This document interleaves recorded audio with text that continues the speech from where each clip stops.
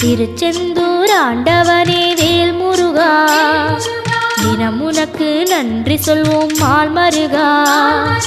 திருவடியில் தவம் இருப்போம் திருமுருகா, தீப்பெழுது நலமெனவே வடிவழகா.